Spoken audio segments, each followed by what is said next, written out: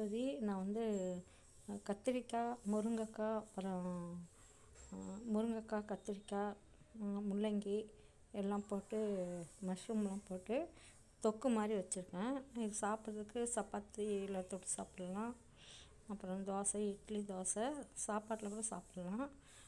First நான் எண்ணெய் ஊற்றிட்டு அதில் பெருஞ்சீரகம், ஏலக்காய், கொஞ்சம் ஒரே ஒரு ஏலக்காய், அதுக்கப்புறம் பட்டை லவங்கெல்லாம் போட்டு நல்லா வந்ததும் வறுபட்டதுக்கப்புறம் இஞ்சி பூண்டு நசுக்கி வச்சுருந்தேன், அதையும் எடுத்து போட்டுருக்கேன். போட்டு நல்லா வதக்கிட்டு அப்புறம் கருவேப்பிலை போட்டு நல்லா வதங்கினதுக்கப்புறம் கத்திரிக்காயை கத்திரிக்காய் போட்டால் தான் ஃபஸ்ட்டு நல்லா வேகும், நல்லாயிருக்கும், நல்லா வதங்கும். அதனால் கத்திரிக்காய் போட்டு நல்லா வதக்கணும். ஏன்னா கத்திரிக்காயெலாம் நம்ம அடிக்கடி எடுத்துக்கணும். சாப்பாட்டில் கத்திரிக்காய், முருங்கீரை இதெல்லாம் நம்ம எடுத்துக்கிட்டோன்னா உடம்பு ரொம்ப ஆரோக்கியமாக இருக்கும். இரும்பு சத்து, புரத சத்து, அப்புறம் ஆரோக்கியமாக இருக்கும், ஹீமோகுளோபின் அதிகரிக்கும். அதனால் நம்ம உணவில் இதெல்லாம் நம்ம எடுத்துக்கணும்னா உடம்பு ஆரோக்கியத்துக்கான வழிமுறைகளை நம்ம இது பண்ணலாம். அது மாதிரி மஷ்ரூம்லாம் போட்டு சாப்பிட்லாம். புரத சத்து தான், உடம்புக்கு நல்ல ஆரோக்கியத்தை கொடுக்கும். நம்ம அசைவ உணவுகளை தவிர்க்கிறதுக்கு இது நல்ல ஒரு பயன்பாடு. அசைவ உணவுகளோட இது வந்து நம்ம நீண்ட நாள் ஆயுளை கொடுக்கும். அதனால் அசைவ உணவுகளை தவிர்த்துட்டு இந்த மாதிரி மஷ்ரூம் சாப்பிட்லாம். கத்திரிக்காய், முருங்கைக்காய் அதெல்லாம் நம்ம சாப்பிட்டோம்னா இன்னும் சப்பாத்தி இதெல்லாம் சாப்பிட்லாம். ஏன்னா நம்ம உடம்பு ஆரோக்கியமும் நீண்ட நாள் வாழ்க்கையை நமக்கு கொடுக்கறதுக்கான இது வழிமுறைகள். இதை நம்ம அடிக்கடி இந்த மாதிரி பயன்படுத்தி உணவில் நம்ம எடுத்துக்கலாம். முடிஞ்சாலும் நம்ம இந்த மாதிரி காய்கறி உணவுகளை சாப்பிட்றது உடம்புக்கு ஆரோக்கியத்தை கொடுக்கும், நல்லாயிருக்கும். நம்ம அசைவ உணவுகளை தவிர்த்துட்டு இந்த சைவ உணவுகளை சாப்பிட்றதுனால உடம்பு இன்னும் நல்லா பலப்படும், இரும்பு சத்து வரும், பலப்படும், ஆரோக்கியத்தை கொடுக்கும். அதுமாரி கீரை வகைகள் எடுத்துக்கலாம், காய்கறி வகைகள் எடுத்துக்கலாம். அதுவும் பூமிக்கடியில் விளையிறத தவிர்த்துட்டு பூமிக்கு மேலே விளையிற காய்கறிகளை சாப்பிட்டோம்னா உடம்பு நல்லாயிருக்கும், சுபிட்சமாக இருக்கும். அது நல்லா வதங்கினதுக்கப்புறம் தண்ணி ஊற்றிட்டேன். தக்காளியெல்லாம் போட்டு நல்லா வதங்கினதுக்கப்புறம் தண்ணி ஊற்றி நல்லா வதங்கட்டுன்னு விட்டுட்டேன்.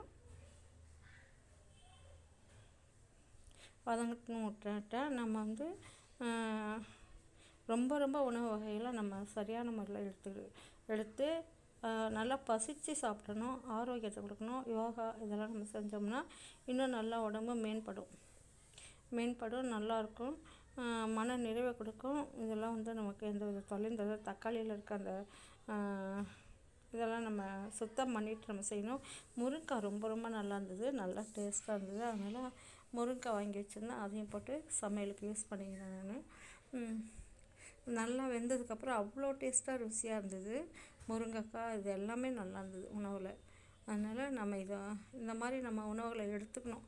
அதில் வெறும் மிளகாத்தூள் ஒரு 2 டீஸ்பூன் போட்டுட்டேன். அதுக்கப்புறம் வேணுன்றதை நம்ம திட்டமான அளவு காரம் கொஞ்சம் குறைச்சி சாப்பிட்றது உடம்புக்கு நல்லது. அதே மாதிரி அப்போ கொஞ்சோண்டு மல்லித்தூள் போட்டுட்டு மிளகுத்தூள் தான் கொஞ்சம் அதிகமாக போட்டேன். ஏன்னா காரத்தை மிளகுத்தூள் போட்டோன்னா உடம்புல இருக்க புண்ணெல்லாம் நல்லா குணமாகும். அதனால் மல்லித்தூள் போட்டுட்டு கொஞ்சோண்டு மிளகுத்தூள் போட்டுட்டேன். ஏன்னா மிளகுத்தூள் எவ்வளோக்கு எவ்வளோ அதிகமாக சேர்த்தோம் உடம்புக்கு அவ்வளோக்கு அவ்வளோ நல்லாயிருக்கும், உடம்பு நல்லா ஆரோக்கியமாக இருக்கும்.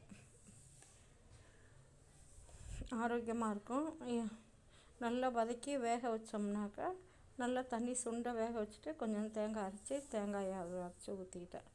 நல்லா வேக வச்சு வதங்கணும். நல்லா வதங்கினா தான் சாஃப்ட்னஸ் கொடுக்கும், சாப்பிட்றதுக்கு நல்லாயிருக்கும், சாப்பிட்றதுக்கு ரொம்ப நல்லாயிருக்கும். அதனால் மிளகுத்தூள் தான் போடுறேன் நான்.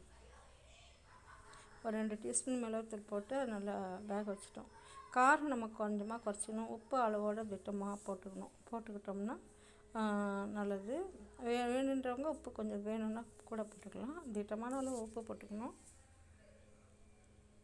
தேங்காய் அரைச்சி வச்சுருந்தேன் மிக்சியில். அதுமாதிரி மஷ்ரூமை கூட நான் வேக வச்சு தண்ணி எடுத்துகிட்டு தான் போடுவேன். ஏன்னா மஷ்ரூம் ஒரு மாதிரி வைக்க வாசனை இருந்ததுனால அது பசங்களுக்கு பிடிக்கல. அதனால் வேக வச்சு அதை தண்ணி எடுத்துட்டு வடிகட்டிட்டு நல்லா அலசிட்டு தான் அதில் மஷ்ரூமை கூட நான் போட்டு வேக வச்சது நல்லா. அப்படி செஞ்சால் நல்லது. ஏன்னா அது வைக்கலில் தானே அது வளர வைக்கிறாங்களே, அது மாதிரி ஒரு மாதிரி வேர்டு அடிக்குது. அதனால் எப்போவுமே நான் மஷ்ரூமை அலசிட்டு கழுவிட்டு கொஞ்சம் ஒரு வேக்காடு ஒரு சூடு காமிச்சிட்டு வேக்காடு வச்சுட்டு அதுக்கப்புறம் அதை கழுவிட்டு அழைச்சிட்டு அதில் போட்டு மறுபடியும் அதை வேக வச்சுருவேன் நான். இதோட கூட சேர்த்துருவேன். சாப்பிட்றதுக்கு நல்லா டேஸ்ட்டாக ருசியாக இருக்கும். அந்த மாதிரி செஞ்சோம்னா நல்லது. தேங்காயை அரைச்சி ஊற்றிட்டேன். பாலாக அரைக்கல, தேங்காயோடு சேர்த்து தேங்காயை அரைச்சி ஊற்றிட்டேன். ஊற்றி நல்லா வேக வச்சுக்கணும். நல்லா வெந்ததுன்னா நல்லாயிருக்கும். சாப்பிட்றதுக்கும் நல்லாயிருக்கும்.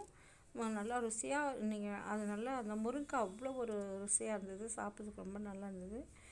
பக்கத்துலேயே மார்க்கெட் இருக்கிறதுனால எனக்கு ரொம்ப ஈஸியாக இருக்குது. எல்லாமே வாங்கிட்டு வந்து வீட்டில் வச்சுட்டு செய்கிறதுக்கு ரொம்ப ரொம்ப ஈஸியாக இருக்குது. வெளியில் எங்கேயுமே போக வேண்டிய அவசியம் கிடையாது. வீட்டில் இருந்தே எல்லா பொருளையும் வர வச்சு நம்ம செஞ்சு நம்ம சாப்பிட்லாம்.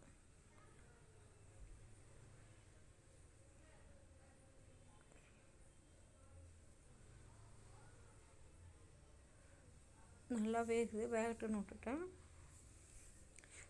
சாதம் வந்து நம்ம நல்லா சுண்டை வதக்கி வச்சுட்டு சாதத்தில் போட்டு பிசைஞ்சு சாப்பிட்டாலும் ரொம்ப நல்லாயிருக்கும். அதுமாரி சாப்பாடு சுட சுட சோறு உண்டு இருந்தேன்ன்றார் வள்ளலார். அதனால் சோற்றை பார்த்தாலே பயந்தான்.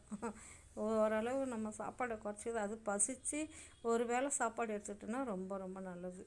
அதையும் நம்ம வந்து சாப்பாட்டு விஷயத்தில் பசித்து சாப்பிடணும். உடம்பு ஆரோக்கியத்தை பார்க்கணும். நல்லா எக்ஸசைஸ் செய்யணும். உடம்பு நல்லா வச்சுக்கணும். நடக்கணும். ஒரு அரை மணி நேரமாவது நடைப்பயணணும். நம்ம இந்த மாதிரி உணவெல்லாம் எடுத்துக்கணும்னா நல்லா பயணம் செய்யணும். நல்லா நடந்தோம்னா உடம்பு ஆரோக்கியமாக இருக்கும். முட்டு கை கால் வலியெல்லாம் நீங்கும். முதிர்ச்சி வராது. உடம்பு நடக்கிறதுனாலையும் வாக்கிங் போகிறதுனாலையும் அப்புறம் எக்ஸசைஸ் யோகா செய்கிறதுனாலையும் இந்த மாதிரி சூடான உணவுகளை நம்ம எடுத்துக்கிறதுனாலையும் உடம்பு நல்லாயிருக்கும். அதுக்கு நம்ம என்ன செய்யணும்? சப்பாத்தி அந்த மாதிரி கூட சாப்பிட்லாம். சப்பாத்தி மாவு பொருளை கொஞ்சம் தவிர்க்கிறது நல்லது. அந்த அரிசி மாவு பொருளை கொஞ்சம் தவிர்த்துட்டு முடிஞ்ச அளவு நாங்கள் அப்படி தான் செயல்படுறோம். உணவு விஷயத்தில் ரொம்ப ஜாக்கிரதையாக இருக்குது. மஷ்ரூமை வேக வச்சு அலசி கழுவி அதுக்கப்புறம் தான் நான் போடுறேன். ஏன்னா வேடு ஒரு மாதிரி வைக்க வாசனை வரதுனால அதில் போட்டு சும்மா கொஞ்சம் தான் செஞ்சு போட்டேன். வேண்டுற அளவுக்கு திட்டமாக செஞ்சு போட்டுக்கிட்டோம். இது ரொம்ப வேக வைக்க வேணாம். மஷ்ரூம்னா சீக்கிரம் வெந்துடும். இருந்தாலும் ஒரு சுடுத்த ஆவி காட்டி போட்டோம்னா நல்லாயிருக்கும்.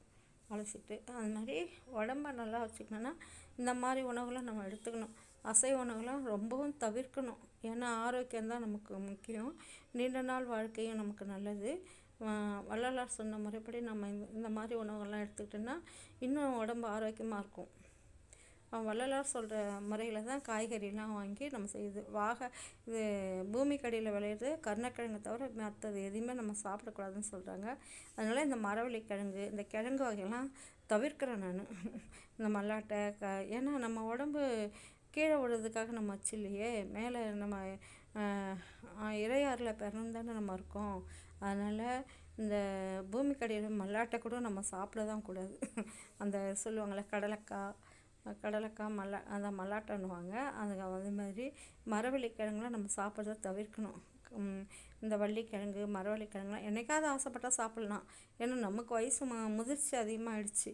அதனால் நம்ம இதெல்லாம் தவிர்த்தா தான் உடம்புக்கு நல்லாயிருக்கும். அதனால் கிழங்கு வகைகளில் கருணக்கிழங்கு தவிர வேறு எந்த கிழங்கும் சாப்பாட்டில் ரொம்ப தவிர்க்கணும்.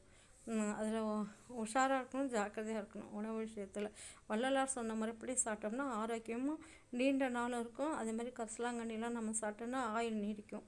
சப்பாத்தி தான் போடுறேன். சப்பாத்தி போட்டு இது சைட் டிஷ்ஷாக வச்சுருக்கேன் நான். இந்த தொக்கு மாதிரி குருமா குழம்பு மாதிரி வச்சு சைட் டிஷ்ஷாக வச்சுட்டு சப்பாத்தி தொட்டு சாப்பிடலான்னு செஞ்சு வச்சுருக்கோம். எண்ணெய் கூட அதிகமாக சேர்த்துக்கூடாது. லைட்டாக தான் எண்ணெய் சேர்த்துக்கணும். எண்ணெய் தான் நம்ம உடம்புல அந்த மந்ததரத்தை உண்டு பண்ணும். சோம்பேறித்தனம், மந்தத்தரம், சுறுசுறுப்பின்மை, தூக்கம் இதெல்லாம் கொண்டு வரது எண்ணெய். இந்த காரம், புளியெலாம் அதிகமாக தவிர்க்கணும். தக்காளி கூட சேர்த்துக்கலாம். ஆனால் புளியை அதிகமாக கூடாது. அதெல்லாம் வள்ளலார் சொன்ன மாதிரி புளிப்பெல்லாம் ரொம்ப அதிகமாக தவிர்க்கிறேன். அதனால தான் தக்காளிலாம் கூட கொஞ்சம் கூட போட்டுக்குவேன். புளியை அதிகமாக தவிர்க்கிறேன். அது மாதிரி சுண்டைக்காயில் கூட அப்படி தான் செய்வேன் நான். புளி இல்லாமலே தக்காளி எல்லாம் போட்டு எண்ணெய் கொஞ்சமாக சேர்த்துக்கலாம். புளியெல்லாம் அதிகமாக சேர்த்துக்கூடாது. அதனால் தவிர்த்துட்டு இந்த மாதிரி உணவுகளை நம்ம எடுத்துக்கிட்டோன்னா நீண்ட ஆரோக்கியத்தை கொடுக்கும். உடம்பு நல்லா ஃப்ரெஷ்ஷாக இருக்கும். தியான பயிற்சிக்கு தவ பயிற்சிக்கு உணவுகளை மாற்றம் எடுத்துக்கணும். தூக்கமின்மையை குறைக்கணும். சோம்பேறி சோர்வு இதெல்லாம் வரக்கூடிய உணவுகளை நம்ம தவிர்க்கணும். தாமத இது தாமதமாக நமக்கு மனசில் வந்து சோம்பேறித்தனம்லாம் ஆகணும்னா உணவுல ரொம்ப ஜாக்கிரதையாக உணவு சாப்பிடணும். தாமச குணம் வரும். தாமச குணம்னா தவிர்த்துட்டு இயற்கை உணவு நம்ம இந்த மாதிரி உணவு முறைகளை நம்ம எடுத்துக்கிட்டோம்னா நமக்கு அந்த தூக்கம் மின்மையெல்லாம் நம்ம தூக்கத்தை குறைச்சிக்கணும். விழிப்புணர்வோடு இருக்கணும். இதெல்லாம் இருந்தால் ஆரோக்கியமும் நீண்ட நாள் நம்ம சுற்றி இருக்கவங்களுக்கும் நல்லது, நமக்கும் நல்லது. உணவு விஷயத்தில் ரொம்பவும் ஜாக்கிரதையாக இருக்கணும். கண்டபடியெல்லாம் நம்ம ஃபாஸ்ட் ஃபுட்டு அது எதுவும் நம்ம சாப்பிட முடிஞ்ச அளவு நம்ம வீட்டில் சமைச்சு சாப்பிட்றது ரொம்ப ரொம்ப நல்லது. ஆரோக்கியமும் கொடுக்கும்.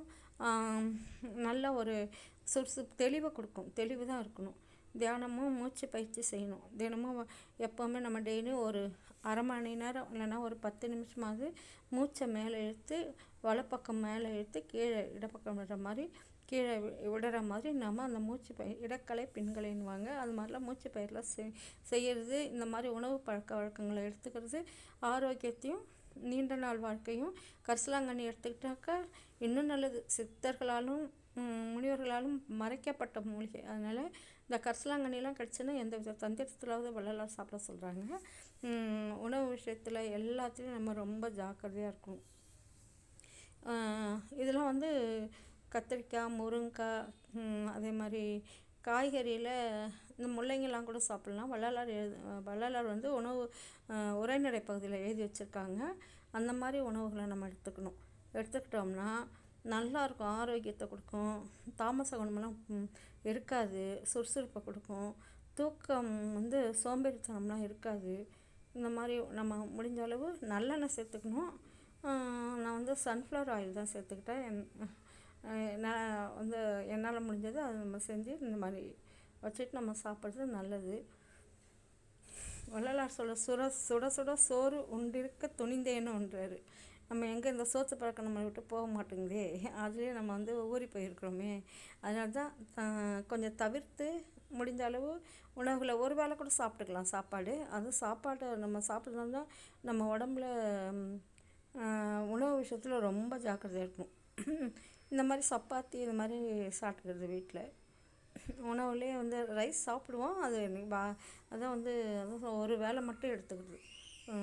ஒரு நாளைக்கு ஒரு வேளை ரைஸ், அவ்வளோதான்.